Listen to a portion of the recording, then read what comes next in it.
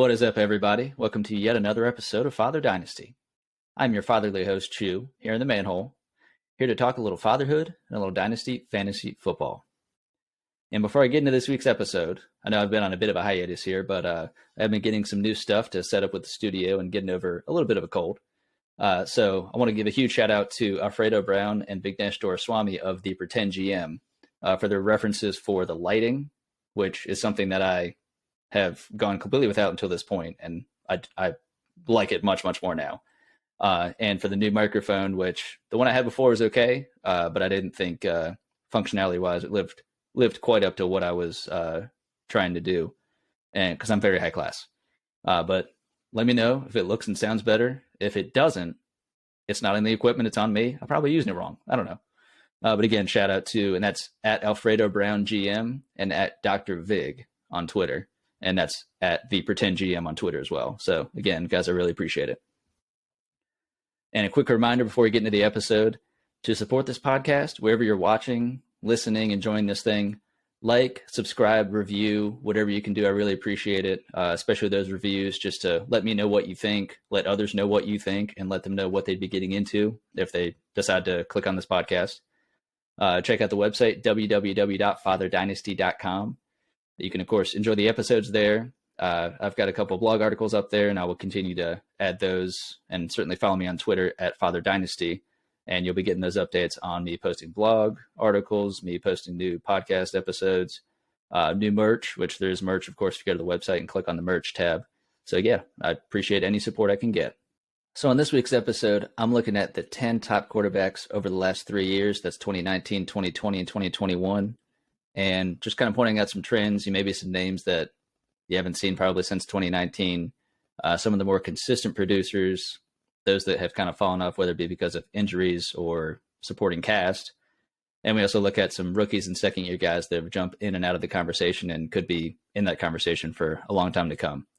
And I also slip in my 2022 QB projections, which this is, of course, coming out prior to the NFL draft. And there could be a couple more free agency additions and a couple more trades, as this offseason has been absolutely insane. But at least from what we know now, and I think without anything substantially changing, this is kind of what I'm looking at for the 2022 rankings. So let's dive in.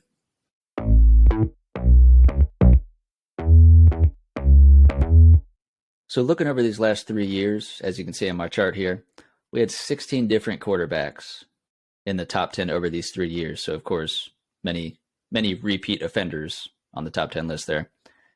And just running through the 16 that appear on combined in these three lists here. Got Josh Allen, Justin Herbert, Tom Brady, Pat Mahomes, Matt Stafford, Aaron Rodgers, Dak Prescott, Joe Burrow, Jalen Hurts, Kyler Murray, Deshaun Watson, Russell Wilson, Ryan Tannehill, Lamar Jackson, Jameis Winston, and Carson Wentz. Now, of course, this would be 30 spots, and we have 16 quarterback names. So you have some people that are maybe a little more consistent than others. There's actually only 4 quarterbacks ranked all 3 years, and that does include Josh Allen, Patrick Mahomes, Aaron Rodgers, and Kyler Murray. Now, of these 4, I do expect 3 of them to maintain their streak or their status in the top 10 in 2022, and I'll get to that here after I talk about a couple of these stats here. The one I'm not seeing being in the top 10 is Aaron Rodgers, and it's no offense to his back-to-back MVP seasons that he's amassed, but it's tough to see him lose Davante Adams. For what it's worth, Marquez Valdes-Scantling, and who is not a replacement for Tyreek Hill. I don't care what anybody says. And with the top guy currently being Allen Lazard, I don't know what that's going to do for his production. And I have to think that if they're going to add somebody in free agency at this point, or if they're going to, I would think at least use some of that early draft capital to get a receiver, if not multiple. I think like a Chris Olave or a Garrett Wilson could do really well there. But it's one of those things where Aaron Rodgers does have his guys, and he has that trust and that rapport that he builds over time. And I mean, is Allen Lazard the only guy that's worth owning that he has that rapport with? At this point, I guess that's a yes. And I think a lot could change between now and week one. Even if a rookie or free agent comes in, they could gain, I think, some of that trust. But I think when it comes down to crunch time, I don't know if they would have that with him in the middle of the season. So Aaron Rodgers, not thinking he's in the top 10 in 2022, but Josh Allen, the back-to-back first-place finisher for 2020 and 2021. Patrick Mahomes, again, he did lose a big weapon in Tyreek Hill. Marquez Valdes-Scantling is not the replacement for Tyreek Hill. I don't care what anybody says. I don't know if anyone's actually specifically said that, but I'm here to say that's not the case.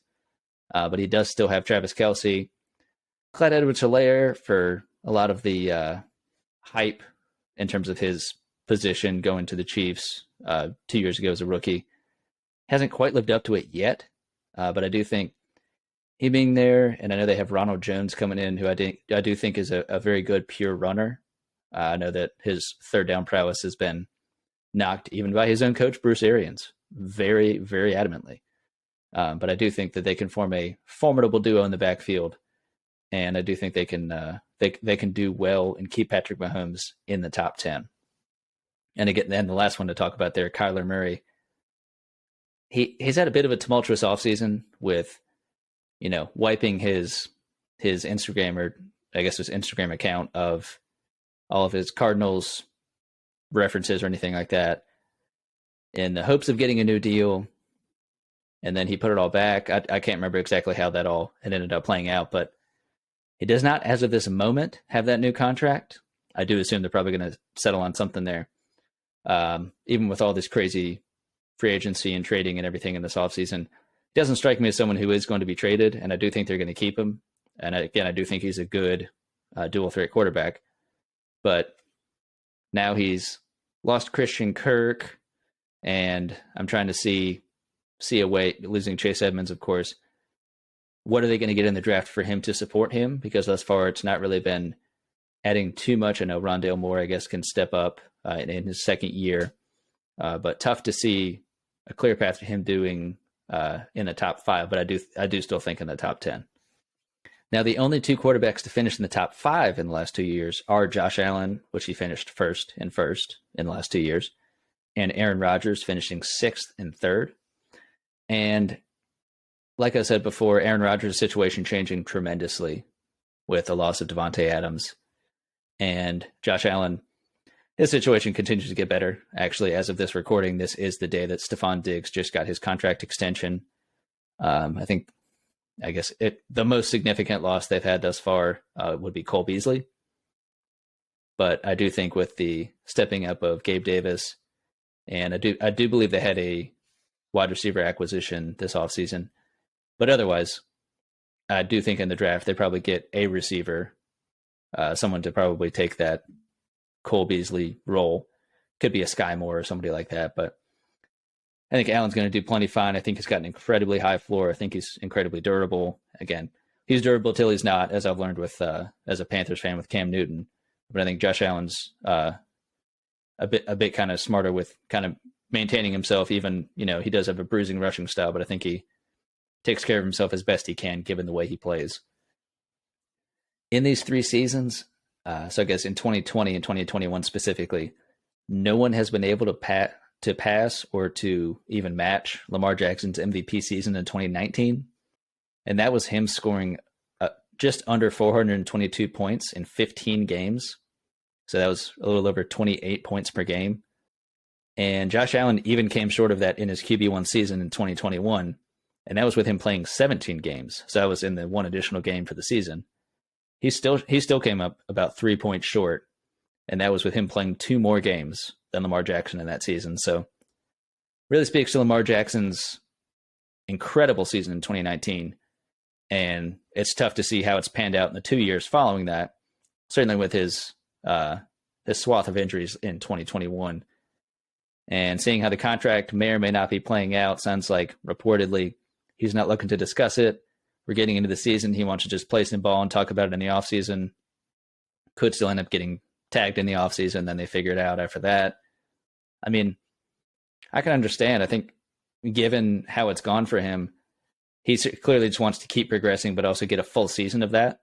And I think if he gets anywhere near that 2019 season, in 17 games, that's going to be unbelievable from a fantasy standpoint and from the standpoint of him getting a historic contract that would be well deserved, even though I know the risk of his play style, his mobility and everything, but he's a very good quarterback. He's a very electric weapon. And I have him slipping back into the top 10 in 2022, and I'll tell you about that here in a little bit. 2021 was the first year in this 3-year period that no rookie quarterback was in the top 10. But this was the first time that 3 second-year quarterbacks were in the top 10. And that was Justin Herbert, Joe Burrow, and Jalen Hurts. And that was Jalen Hurts' first time and Joe Burrow's first time. Hurts because when he got the chance to kind of step in, it was a partial year. Joe Burrow, of course, coming back from an ACL injury and just team on his back. Mixon, of course, did well, but team on his back in terms of just produced out the wazoo. Justin Herbert, already a great start to his career, surrounded by some great weapons, going to be surrounded by even more great weapons, and now an even better defense, which is going to be great. Finished second within the top 10 in 2021. I did expect that trend to continue in terms of no rookie quarterbacks landing in the top 10 in 2022. I know there's been a lot of discussion of saying the QB talent, whether it be overall or even at the top, hasn't quite matched up to years past. And sometimes it doesn't really, the perception of how is a prospect graded doesn't necessarily matter until you actually get into the, what situation are they put in, who is their coach, what offensive system are they playing in, what is their familiarity, what is their maturity, and how can they produce. So not seeing many openings in the sense of clear opportunities for any of these guys in this 2022 rookie class to step in day one and be the starter. Maybe a couple opportunities for someone to be drafted and maybe sit behind whoever the current starter is. It could be Mitchell Trubisky in Pittsburgh, could be Marcus Mariota in Atlanta, could possibly be Matt Ryan in Indianapolis, although probably not. Davis Mills, he's got that job locked down. So I would never even slander that man's name. But interesting to see how that pans out. I really don't see any rookies sliding in there. And an interesting little tidbit, two guys already talked about a little bit. The only quarterbacks to be in the top 10 since their rookie seasons, since 2019, so if their rookie seasons started in 2019 or after, are Kyler Murray. He, of course, was in each of the 3 seasons. And Justin Herbert. So he was in the last 2, so 2020 and 2021. And I know those two had, I would say, different 2021 seasons. I know Kyler had a down year. Justin Herbert continued to just play incredibly well. But I think I see a bounce back for Kyler. Not too much. I know his weapons are a little bit questionable at this point, but better. And Justin Herbert, dude's going to keep balling out. It's no question. And going into the 2022 projections, what I'm seeing in the top 10 for these quarterbacks, and a quick look back, just kind of letting you know how 2021 shook out. So going first to last, because if you ain't first, you're last. Josh Allen, Justin Herbert, Tom Brady, Patrick Mahomes, Matt Stafford, Aaron Rodgers, Dak Prescott, Joe Burrow, Jalen Hurts, and Kyler Murray. That's 1 to 10 in 2021. Now, just to run through these real quick, just to kind of let you know where everybody stands. I got it going from 1 to 10. Josh Allen, Lamar Jackson, Justin Herbert, Deshaun Watson, Russell Wilson, Kyler Murray, Matt Stafford, Dak Prescott, Pat Mahomes, and Joe Burrow. And probably the bit of the plain vanilla pick of saying Josh Allen's just going to three-peat as the QB1 here in 2022. He remains supreme. I mean, I look at just the consistency of his play. He's continued to improve. He's yet to have, as he's been improving, a significantly shaky season of kind of falling back down to earth, so to speak. He's a dual threat guy, but doesn't fully rely on one or the other. He's got a great supporting cast. He's got a good defense to help him out. Good coaching staff, if I didn't say that already. So I see him as QB1. He remains supreme. The big, I wouldn't say it's a shock necessarily. And just to clarify, my assumption is that all of these guys are going to play full seasons, as we'll get to here in a second. Lamar Jackson. I see him finishing at 2, not quite at his historic level in 2019 when he had, again, it was a little over 28 points per game. I do think he's going to slip in right behind Josh Allen in a prove it year for Baltimore to be able to earn that fat contract in the offseason. Justin Herbert, have him sliding into the 3 spot. He finished second in 2021, so this is less an indictment on Justin Herbert as it is a positive look at what Lamar Jackson can do jumping back into the top 10, which a place he hasn't been in a couple of years since 2019. Deshaun Watson, that's why I wanted to highlight in terms of just the number of games. I'm assuming each of these guys are going to play full seasons. He may or may not. I don't know if they look at it as time served with the entire offseason or the entire last season in 2021 that he missed. So we'll see what happens with that. If I'm assuming that he's going to be playing that entire season, he's going to be getting used to a new coaching staff, a new system, a new group of players. But I think that with what he was able to do in Houston, he had a couple of talented positional players, but rough O-line for the most part, and otherwise a team that he really propped up in terms of that offense. I do think he can return to that top 5 status. And another guy here at number 5, Russell Wilson, he's relocating as well, but with Seattle pretty much falling apart in this last couple of years, it's a good opportunity for him to go to a team that already has a very stout, a mixture of older and younger, but incredibly talented defensive players. I'm very excited to see Russ cook in Denver. And of course, with all of those weapons, you've got Cortland Sutton, you've got Jerry Jeudy, you've got Tim Patrick, you've got KJ Hamler coming back off of an injury. You still have Albert O. They did trade Noah Fant. Albert O, I am very excited to see what he does. Still got Javonte Williams. Melvin Gordon has not been re-signed. They do still have Mike Boone, and I have heard that they are still looking for a complimentary back to Javonte Williams. I don't know who that means. I don't know what that means. Could be in the draft, could not be, but I think Javonte Williams, it's still mostly his backfield, should get more than the almost exact 50-50 share that he split with Melvin Gordon last year. Kyler Murray, as I mentioned, I see him maintaining his top 10 status for the 4th year in a row, at least as it goes of this analysis here. And while he did lose some weapons, and he did have a up and down year last year and a bit of an interesting offseason, his dual threat ability is second to none. I think if you look at a full healthy season of Kyler Murray, getting his head on straight, getting more comfortable with the weapons that he does have, I do think they're going to give him another weapon at least when it comes to wide receiver. I feel pretty strongly that they're going to be getting one of the top 3 running backs off of the board in the draft. Is that a Breece Hall? Probably not. Could be a Kenneth Walker. Could be another guy, but I do think they're going to get one of those. Matt Stafford here at number 7. It was his first time popping into the top 10 in the 3-year period that I looked at from 2019 to 2021. Probably had a lot to do with playing for the Rams. And guess what? He's still playing for them. And I'm pretty disappointed that they are losing Bobby Trees, who was shipped off to the Tennessee Titans. But I am excited that they got Allen Robinson. And still have Cooper Kupp, you have Allen Robinson, you have Van Jefferson, a sneaky good play. And that backfield now is healthy. I do think they're probably going to bolster that offense and possibly get another weapon there with a day 1 or 2 pick, probably a day 2 pick. But Matt Stafford, stepping into the top 10 for back-to-back years there. Dak Prescott coming in at 8. So he is losing Amari Cooper. They did pay Gallup just short of what Amari was making on an annual basis. So super confusing with that as he's coming off of an injury. But CeeDee Lamb going to step up and do super well.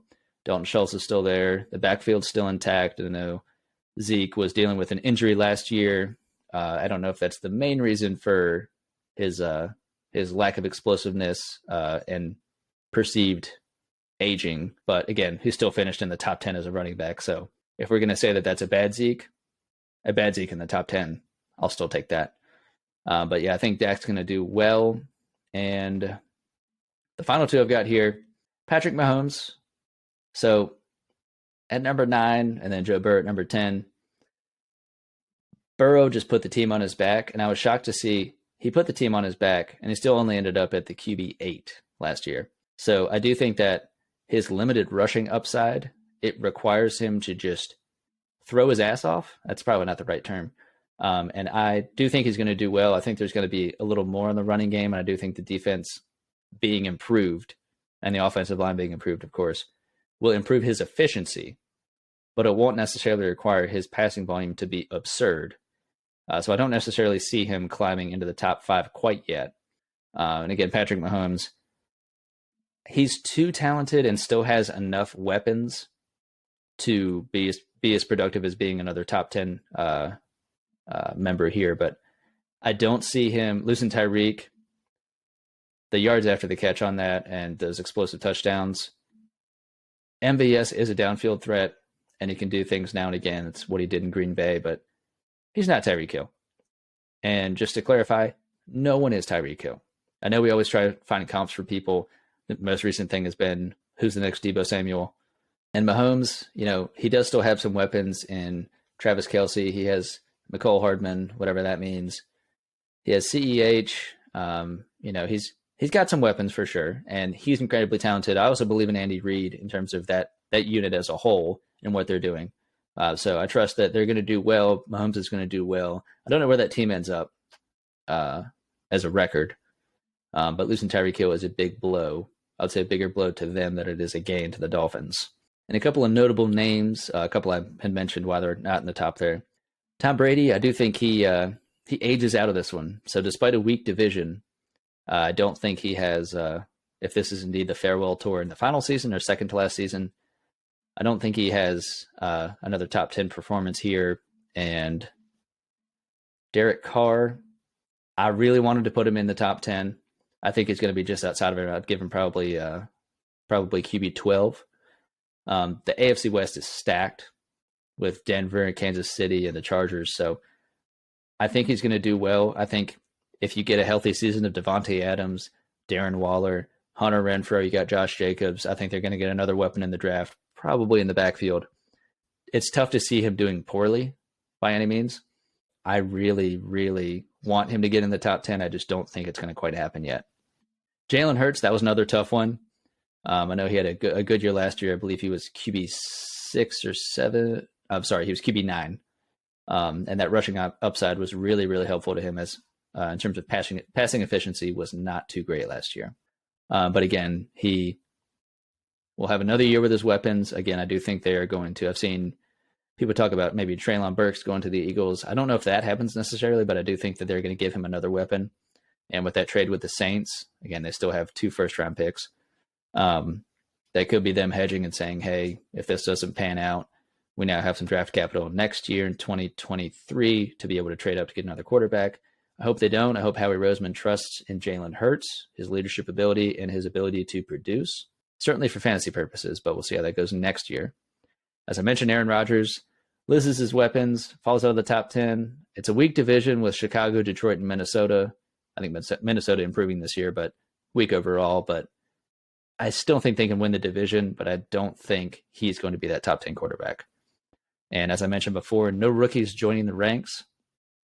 I just really don't see it in terms of opportunity. If you get somebody going to Detroit, if you get somebody going to Atlanta, or Pittsburgh is the best shot, but I really don't think with how that roster is currently constructed that they just give the reins over to any quarterback to step in over Mitchell Trubisky. Maybe Kenny Pickett, because I know he's been spoken about as the most pro-ready, but still, I'd find it not likely.